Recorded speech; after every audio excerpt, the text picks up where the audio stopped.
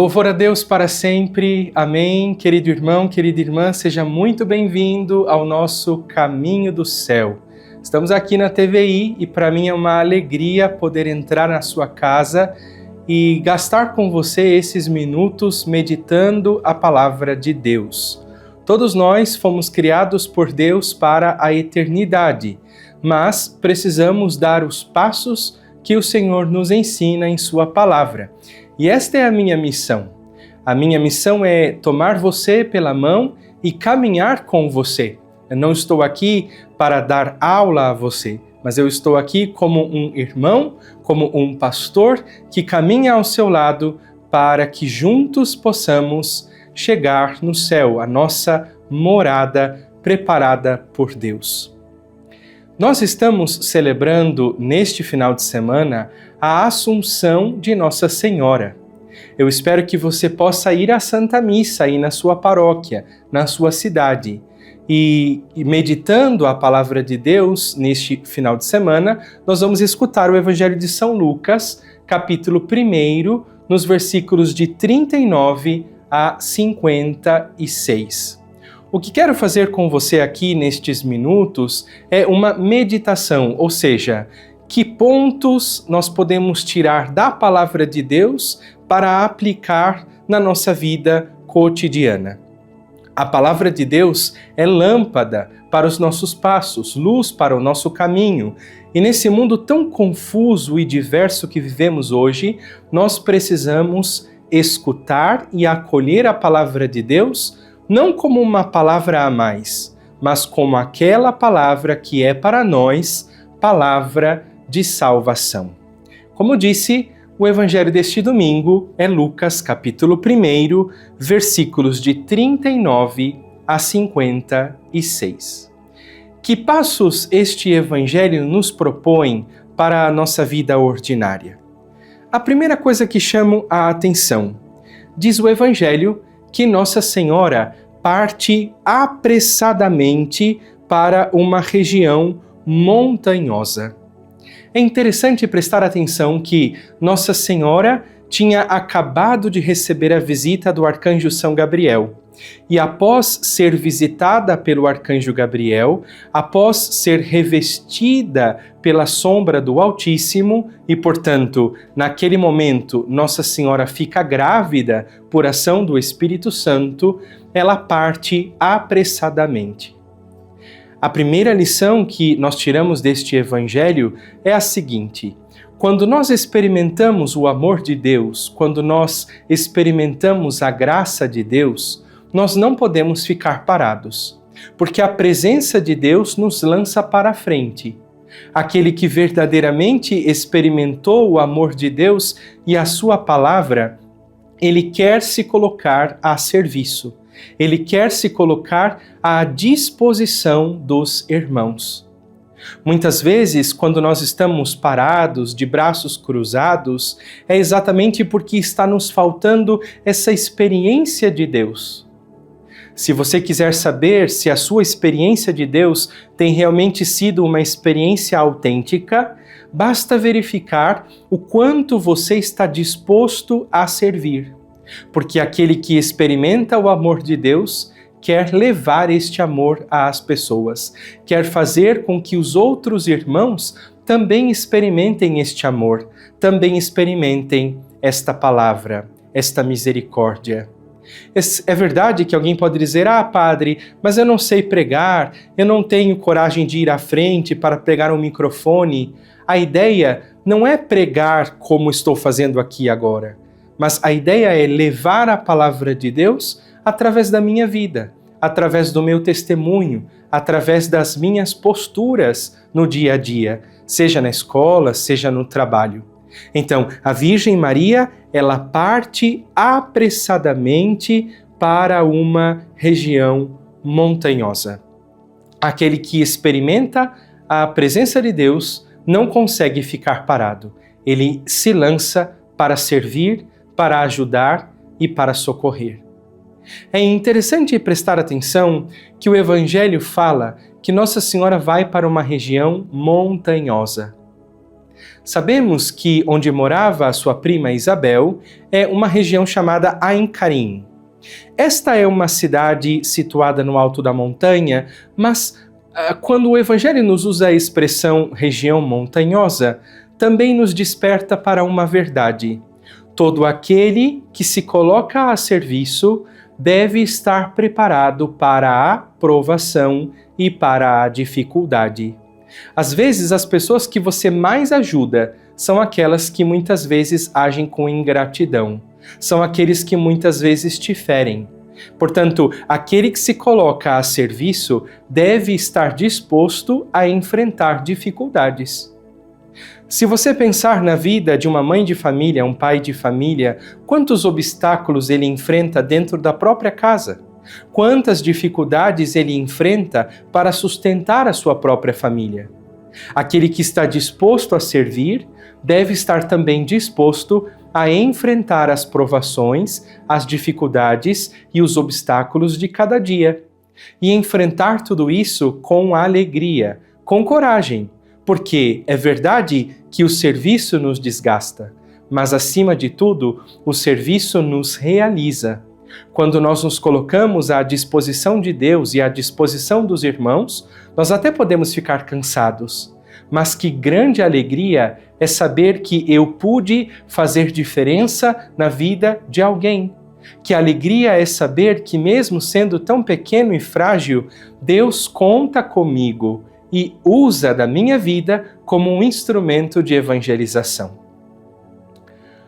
O próximo passo que o Evangelho de hoje nos propõe é o seguinte: quando Nossa Senhora chega à casa da sua prima Isabel, diz o Evangelho que ela cumprimenta Isabel, ela saúda Isabel.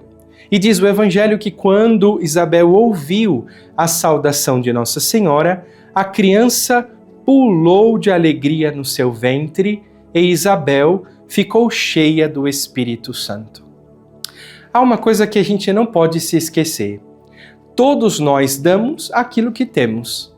Quando Nossa Senhora abre a boca e saúda a sua prima, Santa Isabel, acontece algo maravilhoso.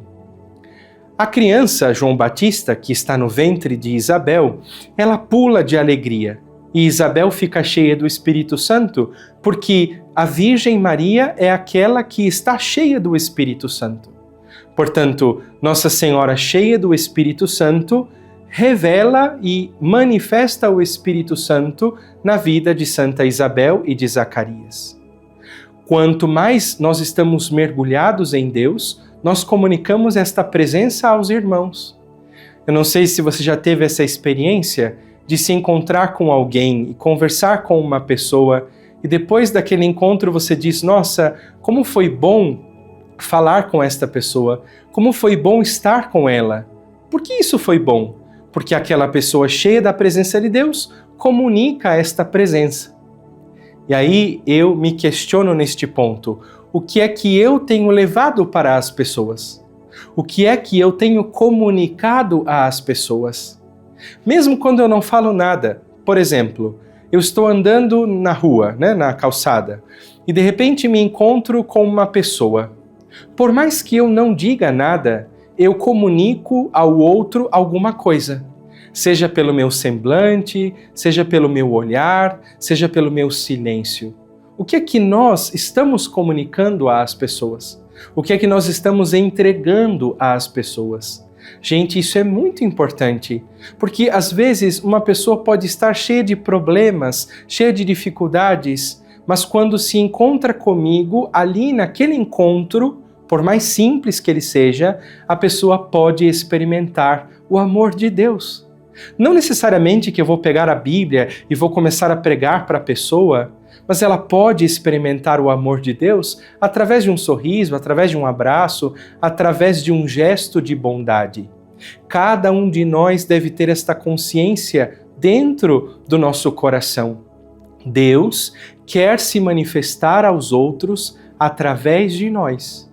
Quando Nossa Senhora chega à casa de Isabel, Isabel fica cheia do Espírito Santo, João Batista pula de alegria no ventre da sua mãe, porque é isso que Nossa Senhora tem para comunicar. Diante disso, nós precisamos assumir um compromisso.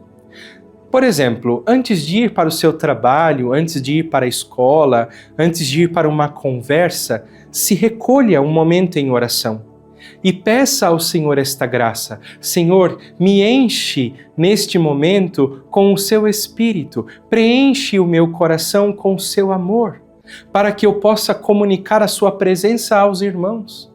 Se você for conversar com uma pessoa, peça ao Senhor esta graça, que através de mim, esta pessoa que vai conversar comigo, sinta a sua presença, sinta o seu amor, sinta a sua misericórdia. E aí nós vamos entendendo que cada um de nós é chamado a ser uma manifestação daquilo que Deus é. Às vezes, nós vivemos a nossa vida em modo automático e vamos fazendo as coisas, e vamos falando, e vamos agindo sem pensar. Mas quando você e eu compreendemos que aquilo que fazemos e aquilo que falamos deve ser uma manifestação da presença de Deus, com certeza, antes de tudo, vamos pedir ao Senhor esta graça. Senhor, dá-me a graça de que este momento não seja um momento a mais, mas seja um momento no qual este irmão e esta irmã possam experimentar o Senhor através de mim. O próximo passo que eu gostaria de propor para nós está no versículo 46 do Evangelho. Diz o Evangelho que, depois da saudação de Isabel, Nossa Senhora diz assim: a minha alma engrandece o Senhor e o meu espírito se alegra em Deus, meu Salvador. A Virgem Maria tem diante da vida uma postura de louvor. Quando ela abre a boca para engrandecer a Deus, para louvar a Deus, para bendizer a Deus. E isso é uma coisa que temos que aprender. Às vezes, nós falamos muito de nós mesmos. E muitas vezes nos esquecemos de engrandecer a Deus. Cada criatura foi feita para louvar a Deus. Cada criatura foi feita para engrandecer a Deus. E como você pode engrandecer a Deus? Em primeiro lugar, prestando atenção nas nossas palavras. Existe um vício muito presente entre nós que é a murmuração. Muitas vezes nós reclamamos e murmuramos de tudo, o tempo todo. Ai, reclama disso, reclama daquilo, reclama desse, reclama daquele. Deus não nos fez para a murmuração.